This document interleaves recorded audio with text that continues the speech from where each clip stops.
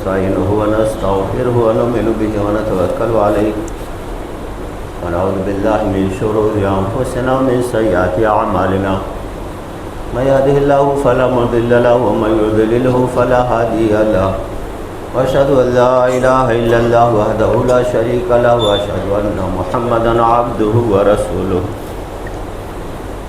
يا أيها الذين آمنوا اتقوا الله حق تقاته ولا تموتن إلا وأنتم مسلمون يا أيها الناس اتقوا ربكم الذي خلقكم من نفس واحدة وخلق منها زوجها وبث منهما رجالا كثيرا ونساء واتقوا الله الذي تساءلون به والأرحام إن الله كان عليكم رقيبا يا أيها الذين آمنوا اتقوا الله وقولوا قولا سديدا يصلح لكم أعمالكم ويغفر لكم ذنوبكم ومن يطع الله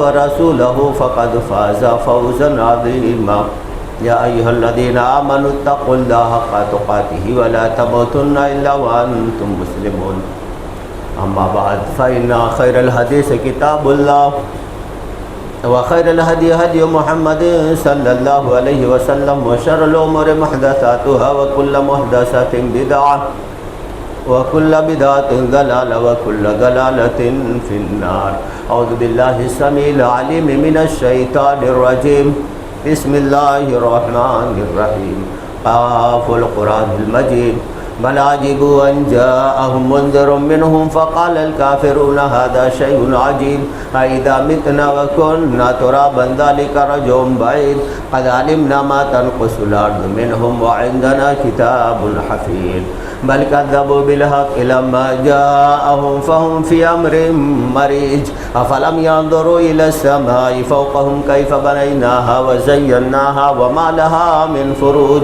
والأرض مددناها وألقينا فيها رواسي وأنبتنا فيها من كل زوج بهيج تبصرة وذكرى لكل عبد منيب ونزلنا من السماء ماء مباركا فأنبتنا به جنات وحب الحصيد والنخل باسقات لها طلع نضيد رزقا للعباد وأحيينا به بلدة ميتا كذلك الخروج كذبت قبلهم قوم نوح وأصحاب الرس وثمود وعاد وفرعون وإخوان لوط وأصحاب الأيكة وقوم تبع كل كذب الرسل فحق وعيد أفعينا بالخلق الأول بل هم في لبس من خلق جديد وقال تعالى أعوذ بالله من الشيطان الرجيم قال عيسى ابن مريم اللهم ربنا أنزل علينا مائدة من السماء تكون لنا عيدا لأولنا وآخرنا وآية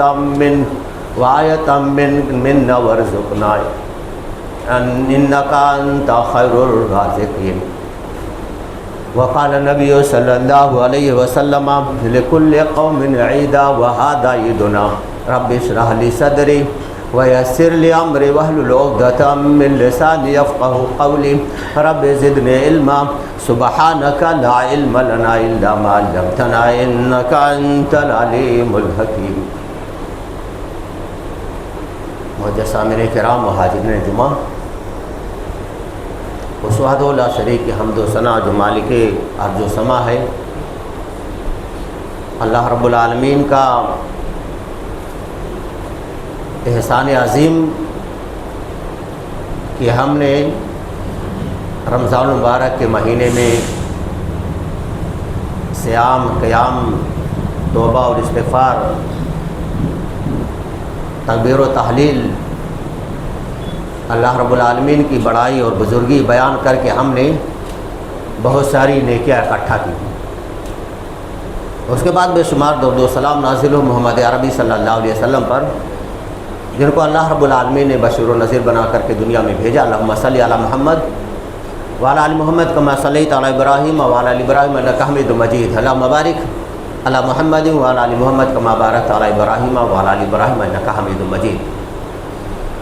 معزز سامعین کرام، خطبہ مسنونہ کے بعد قرآن مقدسہ و مطہرہ کی ایک آیت سورہ مائدہ سورہ نمبر 5 آیت نمبر 114 اور نبی اکرم صلی اللہ علیہ وسلم کی ایک حدیث. خطبہ جمعہ ہوگا انشاءاللہ.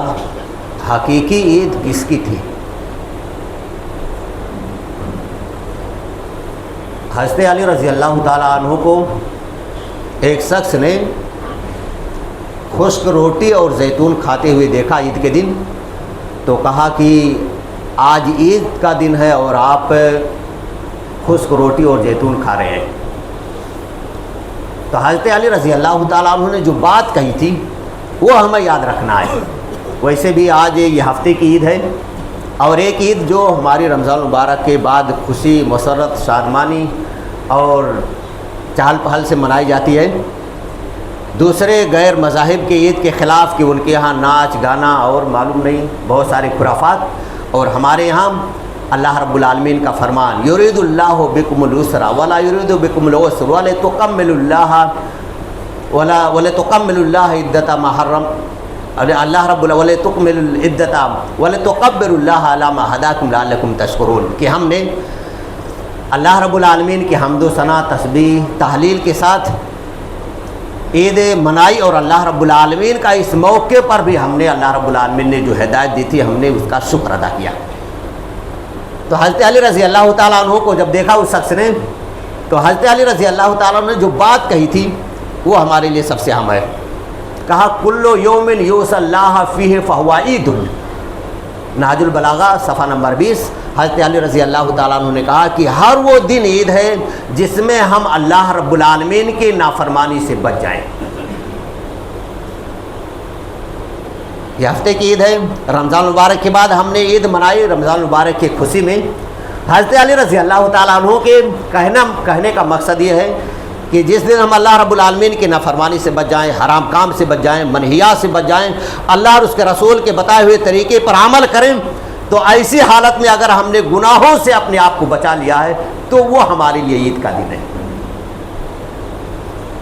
عید اس کی نہیں ہے جو نیا کپڑا زیب و تن کر لے یا اسی طرح اچھا عمدہ سے عمدہ کھانا کھا لے، عید اس کی نہیں ہے۔ حضرت علی رضی اللہ تعالیٰ عنہ کہہ رہے ہیں آپ نے جو صیام کیا ہے، روزہ رکھا ہے، وہ اللہ رب العالمین کے دربار میں قبول ہو جائے۔ آپ نے قیام کیا ہے، یعنی تراویح کی نماز پڑھی ہے امام کے ساتھ، تو اللہ رب العالمین آپ کی اس قیام کو قبول کر لیں۔ آپ نے جو روزہ رکھا ہے، جو نیکیاں اور بھلائیاں کی ہیں، نیک اعمال کیے ہیں، یہ سارے اگر اللہ رب العالمین کے دربار میں قبول ہو گئے نا تو سمجھ لیجئے کہ آپ کے لیے عید کا دن ہے۔ معزز سامعین کرام، ہمیں اپنے نفس کا محاسبہ کرنا ہوگا، ہمیں دیکھنا ہوگا، ٹٹولنا ہوگا اپنے آپ کو کہ رمضان المبارک کے مہینے میں جو ہمیں باتیں کرتے تھے، کیا رمضان کے بعد ہماری وہی اسپیڈ ہے، ہماری وہی عادت ہے، ہم اسی کے مطابق عمل کر رہے ہیں؟ کہیں ایسا تو نہیں ہے کہ ہم اللہ رب العالمین کے فرمان و نبی اکرم صلی اللہ علیہ وسلم کے فرمودات کو سمجھنے کے باوجود صرف رمضانی مسلمان بن کر کے رہ گئے اور ہم ربانی مسلمان نہ بن سکے؟ رمضان مبارک کے مہینے میں اگر ہم پابندی کے ساتھ نماز پڑھتے تھے تو کیا رمضان کے بعد ہم پکا نمازی بن گئے؟ رمضان میں اگر ہم منہیات سے رکتے تھے تو کیا رمضان کے بعد ان ساری منہیات کو ہم نے چھوڑ دیا؟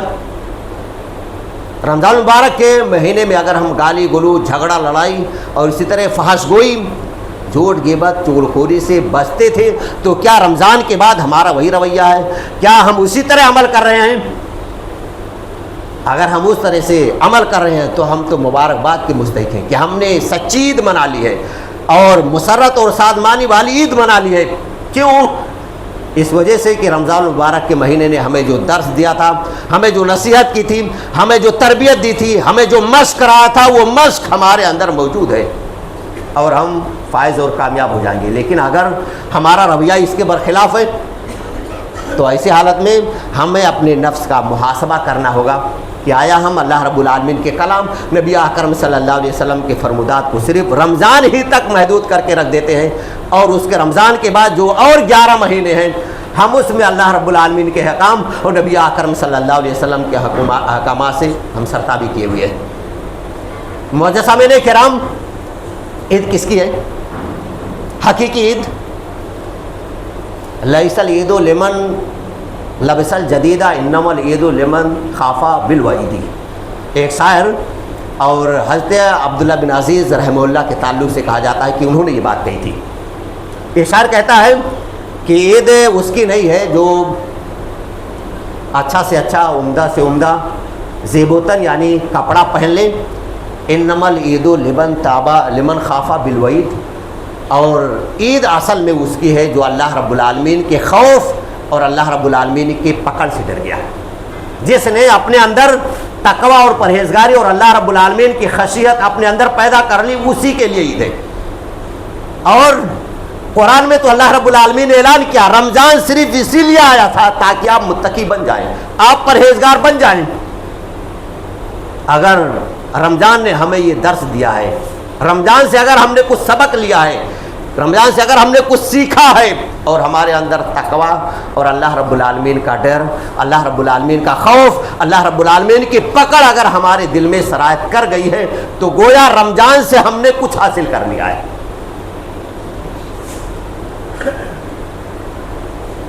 شریح بن حارث کندی یہ قاضی القضات ہیں، CJI جس کو ہم کہتے ہیں۔ حضرت عمر فاروق رضی اللہ تعالیٰ عنہ کے دور میں، حضرت عثمان رضی اللہ تعالیٰ عنہ کے دور میں، حضرت علی رضی اللہ تعالیٰ عنہ کے دور میں اور حضرت عامر معاویہ رضی اللہ تعالیٰ عنہ کے دور میں یہ قاضی القضات تھے۔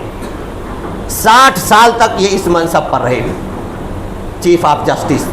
60 سال، 2 سال 4 سال 10 سال نہیں، 60 سال تک رہے۔ حضرت عمر فاروق رضی اللہ تعالیٰ عنہ نے ایک مرتبہ ایک بدو سے ایک گھوڑا خریدا اور گھوڑا خرید کر کے اس پر سوار ہو کر کے چل دیے۔ تھوڑی دور گئے نا تو وہ گھوڑا لڑانے لگا۔ حضرت عمر فاروق رضی اللہ تعالیٰ عنہ لوٹ کر کے واپس وہ آدمی کے پاس آیا اور کہا کہ آپ اپنے اس گھوڑے کو یا گھوڑی کو یہ واپس لے لیجیے، اس وجہ سے کہ یہ لڑانے لگی ہے۔ تو آدمی جو بدو تھا وہ کہہ رہا ہے کہ بھائی میں نے آپ کو صحیح اور درست حالت میں دیا تھا، میں اس کو نہیں لوں گا۔ ضروری بات ہے کوئی آدمی جب صحیح سامان دے گا تو پھر واپس کیوں لے گا؟ تو حضرت عمر فاروق رضی اللہ تعالیٰ عنہ کہتے ہیں کہ ہمیں نا کسی ایسے آدمی کے پاس چلنا چاہیے جو ہمارے درمیان انصاف کر دے، صحیح فیصلہ کر دے کہ آیا آپ کو یہ اٹھنی لینی ہے کہ نہیں لینی ہے یا میں اس کو لوں گا۔ تو حضرت وہ بدو آدمی کہتا ہے کہ شریح بن حارث کندی رحمۃ اللہ علیہ حافظ اللہ کے پاس ہم لوگ چلتے ہیں، آپ کو منظور ہے؟ تو حضرت عمر فاروق رضی اللہ تعالیٰ عنہ کہا کہ ہاں بھائی چلو ہم تو چلیں گے، بالکل ہم راضی ہیں۔ جب پہنچے یہ قاضی القضات شریح بن حارث کندی رضی اللہ حافظ اللہ کے پاس، تو انہوں نے معاملہ بیان کیا اور کہا کہ یہ اٹھنی میں نے ان سے لی تھی اور میں اس کو واپس کر رہا ہوں لیکن یہ نہیں لے رہے ہیں۔ تو قاضی شریح نے حضرت عمر فاروق جو امیر المومنین ہے ان سے پوچھ رہے ہیں کہ آپ نے جب یہ یعنی گھوڑا یا گھوڑی جب لی تھی تو یہ درست تھی یا اسے لنگڑا رہی تھی؟ امیر حضرت عمر فاروق رضی اللہ تعالیٰ عنہ کہتے ہیں کہ نہیں، میں نے جب لی تھی تو یہ صحیح سالم تھی۔ تو حضرت قاضی شریح بن حارث کندی کہتے ہیں کہ اب تو یا تو تم اس اپنی اٹھنی کو لے جاؤ جب تم اسے صحیح سالم لیے تھے، یا تو تم اس اٹھنی کو لے لو یا تو صحیح سالم کر کے تو پھر اس آدمی کو تم واپس کرو۔ حضرت عمر فاروق رضی اللہ تعالیٰ عنہ جو امیر المومنین کہتے ہیں کہ کیا یہی انصاف ہے؟ انصاف پر مبنی آپ کی باتیں ہیں، حق اور صحیح یہی ہے۔ اللہ رب العالمین کے کلام و نبی اکرم صلی اللہ علیہ وسلم کے فرمان کے تعلق سے آپ نے جو یہ فیصلہ سنایا ہے کیا یہی صحیح ہے، درست ہے، انصاف پر مبنی ہے یہ بات؟ تو قاضی شریح کہتے ہیں کہ ہاں صحیح ہے یہ، اس وجہ سے کہ آپ نے جب لی تھی اس بدو سے تو یہ صحیح سالم تھی، آپ واپس کر رہے ہو تو یہ لنگڑا رہا ہے یا لنگڑا رہی ہے، یا تو آپ اس کو پاس رکھیے یا تو صحیح کر کے پھر اس آدمی کو دیجیے۔ حضرت عمر فاروق رضی اللہ تعالیٰ عنہ سے جب قاضی شریح نے یہ فیصلہ سنایا تو کہتے ہیں کہ مجھے دلی خوشی ہوئی ہے کہ آپ نے حق اور انصاف کے ساتھ یہ فیصلہ سنایا ہے، اور ایسے ہی باصلاحیت اور نڈر ہو کر کے آپ نے قاضی القضات یعنی چیف آف جسٹس JCI کا حق ادا کر دیا، میں بالکل راضی ہوں۔ یہی قاضی شریح ہیں، ان کے دور خلافت میں یہ حضرت علی رضی اللہ تعالیٰ عنہ کا دور ہے۔ ایک عورت ان کے پاس آتی ہے ایک مسئلہ لے کر کے اور کہتی ہے کہ آپ میرے اس مسئلے کا حل کر دیجئے، فیصلہ سنا دیجئے۔ قاضی شریح کہتے ہیں کہ کیا ہے مسئلہ، بیان کرو۔ وہ عورت یعنی غریب تھی، یتیم مسکین، لیکن وہ زاہدہ، متقیہ، طاہرہ، پاکیزہ اور اسی طرح سے اللہ رب العالمین سے ڈرنے والی بندی تھی، خوف اس کے دل میں تھا۔ قاضی شریح سے کہہ رہی ہے کہ میرے ایک پڑوسی ہیں، میرے گھر میں روشنی کا انتظام نہیں ہے، اندھیرا رہتا ہے، لیکن جو میرا پڑوسی ہے نا اس کے گھر میں روشنی کا انتظام ہے، اور اس کی روشنی سے یہ ہمارے جھروکے سے کچھ روشنی ہمارے گھر میں آ جاتی ہے، تو کیا میں اس میں کچھ نیکیاں، عبادتیں یا قرآن کی تلاوت، توبہ اور استغفار کر سکتی ہوں کہ نہیں کر سکتی؟ یہ اعلیٰ معیار ہے تقویٰ کا، پرہیزگاری کا۔ پڑوسی ہے نا، اس کے یہاں یعنی لائٹ کا انتظام ہے، اور اس سے روشنی ہمارے گھر میں آ جاتی ہے، اس میں عبادت کرنا ہے، اس میں اللہ رب العالمین کو یاد کرنا ہے، قرآن کی تلاوت کرنی ہے، تو اس روشنی میں عبادت کر سکتی ہوں کہ نہیں کر سکتی ہوں؟ آپ سوچئے، رمضان المبارک پورا مہینہ چلا گیا، یہ رمضان المبارک کا مہینہ جو ہمیں درس دینے آیا تھا، ہمیں سبق دینے آیا تھا، آپ کی 11 مہینے جو رمضان کے بعد زندگی گزرنی ہے نا، صرف رمضان المبارک کے مہینے کے تعلق سے یا ویسے ہی گزرنی چاہیے۔ قاضی سورین جو منصف ہیں، CJI ہے نا، وہ قاضی القضات ہیں، وہ حیران ہیں، تعجب میں کہ عورت ہے، آئی ہے پڑوسی کے گھر سے، اس کے گھر میں روشنی آ رہی ہے، اور اس کے تعلق سے فتویٰ پوچھنے آئی ہے، مسئلہ معلوم کرنے آئی ہے کہ میں اس میں پڑھ سکتی ہوں کہ نہیں۔ ایسا تقویٰ، یہ ایک مہینہ جو رمضان المبارک کا مہینہ ہماری تربیت کر کے گیا ہے، کیا ہمارے دل میں ایسا تقویٰ، ایسا خوف، ایسی خاصیت آئی؟ ہمیں نا ہر حال میں اپنے نفس کا محاسبہ کرنا، دیکھنا ہے۔ قاضی القضات قاضی شرح فیصلہ سناتے ہیں اس عورت کے بارے میں، کہتے ہیں اس روشنی سے فائدہ اٹھانا تو تمام لوگوں کے لیے جائز ہے، لیکن آپ کے لیے جائز نہیں۔ کیوں؟ تقویٰ، پرہیزگاری۔ اللہ رب العالمین کہہ رہا ہے سورہ بقرہ سورہ نمبر 2 آیت نمبر 153، لعلکم تتقون۔ یہ رمضان مبارک کا مہینہ نا آپ کو متقی بنوانے آیا تھا، آپ پرہیزگار بن جائیے، اللہ رب العالمین کی تقویٰ اور خشیت آپ کے دل اور ایسے میں جچ رس بس جائے، اسی لیے رمضان مبارک کا مہینہ آیا تھا۔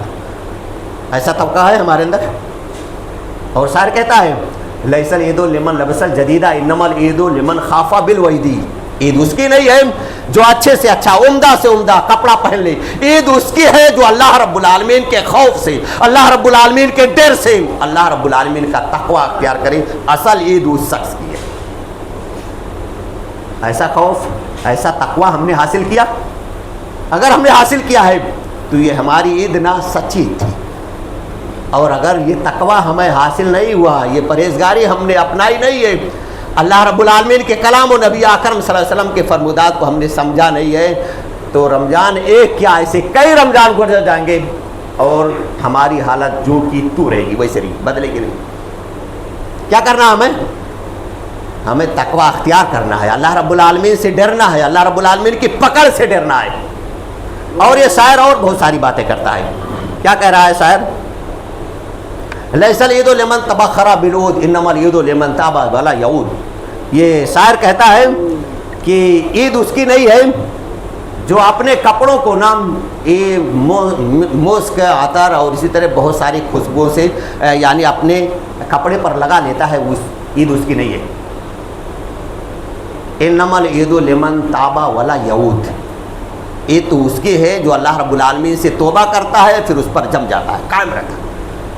توبہ کیا ہم نے، استغفار کیا ہم نے رمضان مبارک کے مہینے میں، ایک کونے میں بیٹھ کر ہم نے اللہ رب العالمین سے روئے، گڑ گڑائے، اپنے گناہوں کی معافی مانگی، لیکن معافی مانگنے کے باوجود کیا ہم اس پر قائم ہیں؟ تو عید اس کی ہے جو اللہ رب العالمین سے توبہ کیا اور اسی پر جم گیا۔ عید اس کی نہیں ہے اللہ رب العالمین سے ہم نے رمضان مبارک کے مہینے میں توبہ کر دی، استغفار کر لیا، روئے، گڑ گڑائے، آنسو بہا لیے ہم نے، نہیں۔ جب تک ہم اس پر قائم نہیں رہیں گے، اس توبے پر، جیسے ہی ہم سے کوئی غلطی ہوئی ہم ترنت اللہ رب العالمین کے دربار میں آئیں گے، اللہ رب العالمین کے سامنے اپنے سر کو ٹیکیں گے اور اللہ رب العالمین سے معافی مانگیں گے، تو یہ ہماری حقیقی عید ہوگی۔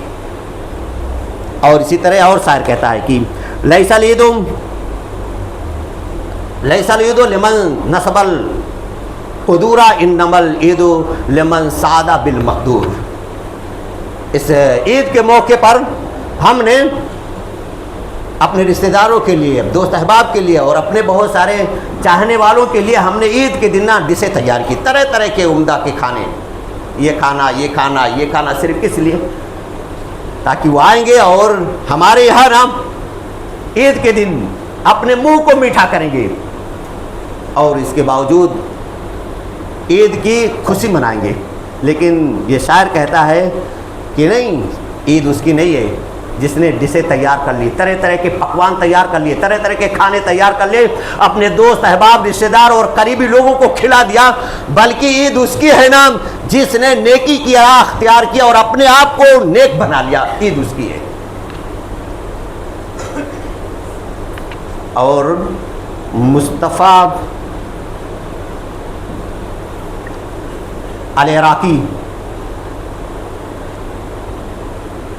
حی العلم صفحہ نمبر 1 جلد نمبر 1 صفحہ نمبر 126 میں کہتے ہیں کہ آج عید کا دن ہے، اس عید کے موقع پر آپ اپنے تمام مسلمان بھائیوں کے منہ کو میٹھا کیجیے۔ آج عید کا دن ہے اور آپ نہ اپنے جتنے بھائی آپ کے پہچان والے ہیں سب کے منہ کو میٹھا کیجیے، تاکہ یعنی ان کے بعد جو ان کے منہ سے بول نکلے نا وہ بھی میٹھے ہو جائے۔ عید کے دن سویاں ہم کھاتے ہیں نا تو کہتے ہیں کہ تم لوگوں کو یہ منہ میٹھا کرو عید کے دن۔ کیوں؟ اس وجہ سے کہ جب اس کے بعد ان کے منہ سے بول نکلے نا، کچھ بولے نا، تو وہ بھی میٹھی ہونی چاہیے۔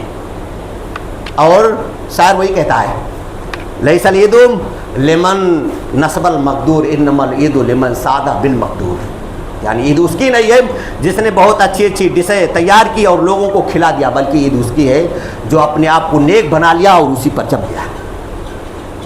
پھر اور شاعر کہتا ہے لیس العید لمن رکب المطایا انما العید لمن ترک الخطایا، عید اس کی نہیں ہے جو عمدہ سواری پر سوار ہو کر کے عیدگاہ پہنچ گیا، مسجد میں نماز ہو رہی ہے مسجد میں پہنچ گیا نماز پڑھنے کے لیے، عید کی نماز پڑھ لی، عید اس کی نہیں ہے۔ انما العید لمن ترک الخطایا، عید تو اس کی ہے جس نے گناہوں کو چھوڑ دیا۔ لیس العید لمن بسط البساطا انما العید لمن جاوز الصراط، یہ شاعر اور بھی کہہ رہا ہے عید اس کی نہیں ہے کہ جس نے اپنے گھر کو اچھی طرح سے سنوار لیا، اپنے گھر کا ڈیکوریشن کرا لیا، اپنے گھر میں بہت سارے انتظامات کر لیے، بلکہ عید تو اس کی ہے کہ جب پل صراط پہ گزرنے کا موقع آیا نا تو وہ آرام سے گزر گیا، عید اس کی ہے۔ یہ شاعر بہت سارے یعنی نصیحتیں ہمارے لیے کر رہا ہے کہ حقیقی عید کس کی ہے۔ اس وجہ سے اور اللہ رب العالمین کا کلام، نبی اکرم صلی اللہ علیہ وسلم کا فرمان ہم بار بار سنتے رہتے ہیں۔ سنن ترمذی حدیث نمبر 4018، حضرت ابو ہریرہ رضی اللہ تعالیٰ عنہ راوی حدیث سے کہتے ہیں نبی اکرم صلی اللہ علیہ وسلم نے صحابہ کرام سے پوچھا کہ صحابہ کرام تمہیں معلوم ہے کہ میری امت کا مفلس کون ہے؟ تو صحابہ کرام نے کہا نبی اکرم صلی اللہ علیہ وسلم پر جس کے پاس دینار و درہم نہ ہو، دولت نہ ہو، ضروریات زندگی گزارنے کے سامان نہ ہو، وہی ہماری امت کا مفلس ہے۔ نبی اکرم صلی اللہ علیہ وسلم نے فرمایا نہیں، اور دنیا کے اعتبار سے تو مفلس وہی ہے، اگر ہم معاشرے سماج میں دیکھیں تو ہم مفلس اور کنگال اسی کو سمجھتے ہیں جس کے پاس کچھ نہ ہو، لیکن نبی اکرم صلی اللہ علیہ وسلم نے فرمایا کہ نہیں، میری امت کا مفلس وہ ہے نا جو نیکیاں، صدقات، خیرات اور اسی طرح صیام، قیام، یہ ساری چیزیں لے کر کے اللہ رب العالمین کے دربار میں حاضر ہوگا، لیکن کسی کو گالی دی ہوگی، کسی کو تہمت لگایا ہوگا، کسی کا مال ہڑپ کر لیا ہوگا، کسی کے ساتھ زیادتی کی ہوگی، کسی کے ساتھ ظلم کیا ہوگا، یہ سارے اعمال اپنے اس نیکیوں کے ساتھ کر کے آئے گا، اللہ رب العالمین کے سامنے حاضر ہوگا۔ نبی اکرم صلی اللہ علیہ وسلم نے فرمایا یہ نیکیاں لے کر کے آئے گا، لیکن اس کے ساتھ یہ اعمال بھی کیے ہوں گے۔ نبی اکرم صلی اللہ علیہ وسلم نے فرمایا کہ جس کو گالی دی ہوگی، جس پر تہمت لگایا ہوگا، جس کا مال ہڑپ کیا ہوگا، جس کے ساتھ ظلم کیا ہوگا، نبی اکرم صلی اللہ علیہ وسلم نے فرمایا اللہ رب العالمین اس کے جو روزے، نماز، صدقات، خیرات کی نیکیاں ہوں گے، وہ نیکیاں اٹھا کر کے جتنے بھی مظلومین ہوں گے سب کو اللہ رب العالمین بانٹ دے گا، دے دے گا، لو۔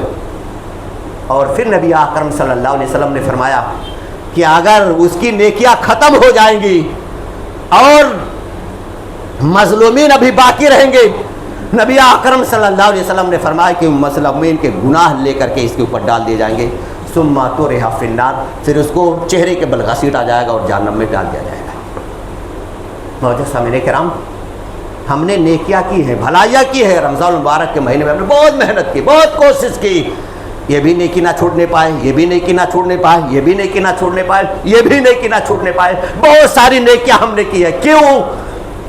تاکہ یہ ہمارے لیے اللہ رب العالمین کی یہاں مغفرت کا ذریعہ بن جائے، اللہ رب العالمین ہم سے راضی ہو جائے، اللہ رب العالمین ہم سے خوش ہو جائے، اور انہی اعمال کو قبول کرتے ہوئے اللہ رب العالمین ہمیں جنت الفردوس میں جگہ دے دے۔ اسی لیے ہم نے محنت کی ہے، اسی لیے ہم نے یہ سارے کوشش اور اسی طرح مشقت اٹھائے ہیں۔ رمضان مبارک کے مہینے میں سحری کی ہم نے، رات میں اٹھ کر کے کون کھاتا پیتا ہے، کون ناشتہ کرتا ہے رات میں؟ لیکن نبی اکرم صلی اللہ علیہ وسلم کی سنت اور اللہ رب العالمین کے کلام کے لیے ہم نے رات میں اٹھ کر کے سحری کی ہے، تاکہ اللہ رب العالمین ہمارے عمل سے خوش ہو جائے۔ اس وقت اٹھ کر کے ہم نے توبہ اور استغفار کیا اللہ رب العالمین سے، اللہ رب العالمین ہماری توبہ کو قبول کر لے۔ لیکن اس کے باوجود یہ ساری نیکیاں اگر دوسرے کے حق میں چلی جائیں گی تو ہم کیا کریں گے؟ ہمیں سوچنا ہوگا کہ رمضان مبارک کے مہینے سے ہم نے کیا کھویا اور کیا پایا۔ اگر رمضان مبارک کے مہینے کے بعد ہماری نیکیاں برقرار رہیں تو ہم کامیاب ہو جائیں گے۔ نبی اکرم صلی اللہ علیہ وسلم کی حدیث، سب سے پہلے میدان محشر میں اللہ رب العالمین بندے سے سوال کرے گا۔ کون سا سوال؟ نماز کے تعلق سے۔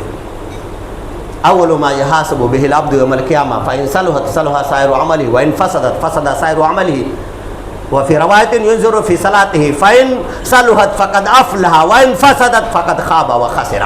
یہ نبی اکرم صلی اللہ علیہ وسلم کی حدیث۔ سب سے پہلے نماز کے تعلق سے پوچھا جائے، سوال ہوگا۔ نماز اگر درست تو سارے اعمال درست ہو جائیں گے، نماز اگر فاسد تو سارے اعمال فاسد۔ دوسری روایت میں سب سے پہلے اس کے نماز کو دیکھا جائے گا، اگر نماز صحیح ہے تو وہ درست کامیاب ہو جائے گا۔ فَإِن صَلُحَتْ قَدْ أَفْلَحَ، نبی اکرم صلی اللہ علیہ وسلم نے فرمایا کہ اگر نماز درست ہو گئی تو وہ کامیاب۔ وَإِن فَسَدَتْ فَقَدْ خَابَ وَخَسِرَ، اور اگر یہ نماز فاسد ہو گئی تو وہ خسارہ اٹھانے والا اور نقصان اٹھانے والا ہو جائے گا۔ معزز سامعین کرام، یہ اللہ رب العالمین کا اتنا بڑا حق ہے کہ ہر ایک انسان کو اس کو ادا کرنا ہے۔ سورہ طٰہٰ میں تو اللہ رب العالمین کہہ رہا ہے، سورہ طٰہٰ سورہ نمبر 20 آیت نمبر 14، اننی انا اللہ لا الہ الا انا فاعبدنی واقم الصلاۃ لذکری۔ لوگوں، میں اللہ ہوں، میرے علاوہ کوئی معبود نہیں، فاعبدنی، تم میری عبادت کرو، واقم الصلاۃ لذکری، اور مجھے یاد کرنے کے لیے نماز قائم کرو۔ یعنی ہر حال میں آپ کو نماز پڑھنا ہے۔ اور حضرت معاذ بن جبل رضی اللہ تعالیٰ عنہ نبی اکرم صلی اللہ علیہ وسلم کے ردیف اونٹنی پر پیچھے بیٹھے ہوئے ہیں، اور نبی اکرم صلی اللہ علیہ وسلم نے سوال کیا کہ حق اللہ اور حق العباد معلوم ہے آپ کو کیا ہے؟ کہتے ہیں اللہ اور اس کا رسول زیادہ جانتے ہیں۔ تو نبی اکرم صلی اللہ علیہ وسلم نے فرمایا کہ اللہ کی عبادت کرو، اس کے ساتھ کسی کو شریک نہ ٹھہراؤ۔ حضرت معاذ بن جبل کہتے ہیں نبی اکرم صلی اللہ علیہ وسلم، اگر انسان اللہ کی عبادت کرتا ہے، اس کے ساتھ کسی کو شریک نہیں ٹھہراتا ہے، تو اللہ رب العالمین کے اوپر بندے کا کیا حق ہے؟ تو نبی اکرم صلی اللہ علیہ وسلم نے فرمایا کہ اللہ رب العالمین اس بندے سے خوش ہو جائے اور اس کو جنت میں داخل کر دے۔ معزز سامعین کرام، بہت اہم مسئلہ ہے، اور یہ کہ یہ بات بہت مشہور ہے، کیا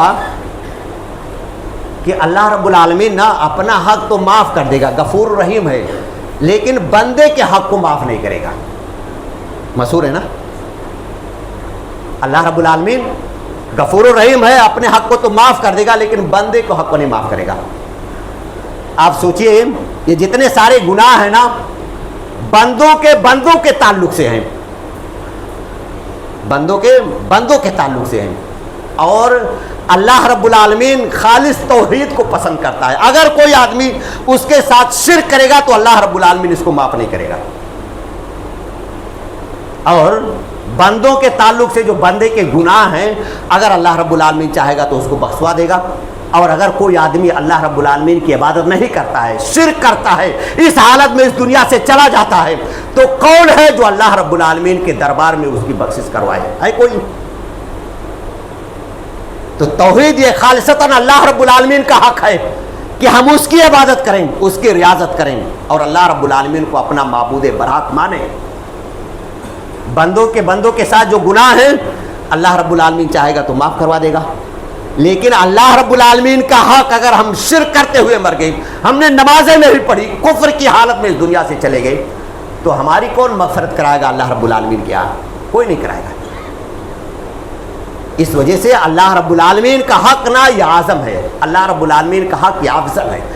اللہ رب العالمین کے اگر حق کو ہم ادا کریں گے اور بندوں کے حق میں اگر کوتاہی رہے گی تو اللہ رب العالمین چاہے گا نا تو ہماری طرف سے اس بندے کی مغفرت کروا دے گا. کیسے؟ اللہ رب العالمین بندے سے کہے گا, اللہ رب العالمین تو جو چاہے گا وہ کرے گا نا. اگر ہم نے شرک نہیں کیا, اللہ رب العالمین کی توحید خالص طور سے ہم نے کی ہے, تو اللہ رب العالمین نا بندے کو کوئی اچھی چیز دے دے گا, عنایت کرے گا, تو وہ بندہ نا مارے خوشی کے معاف کر دے گا کہ اللہ رب العالمین معاف کر. جیسے اللہ رب العالمین نا ایک بندے کا دوسرے بندے کے اوپر حق ہے, وہ معاف نہیں کر رہا ہے, میں معاف نہیں کروں گا بھائی, میں وہاں اللہ رب العالمین نے کیا بدلہ لوں گا, ہے نا. یہ معاشرے میں بہت عام ہے, یہاں نہیں ہوئے تو وہاں بھرنا پڑے گا. اور اگر ہم نے اللہ رب العالمین کے حق کو جانا ہے, پہچانا ہے, نماز پڑھی ہے, عبادت کی ہے, اور اللہ رب العالمین کو ایک جانا ہے, شرک نہیں کیے, تو اللہ رب العالمین اگر چاہے گا نا تو ہماری طرف سے اس بندے سے مغفرت کروائے گا, معافی کروائے گا. کیسے؟ اللہ رب العالمین اس بندے کے لیے جنت میں نا ایک بہت اچھا مناظر پیش کرے گا.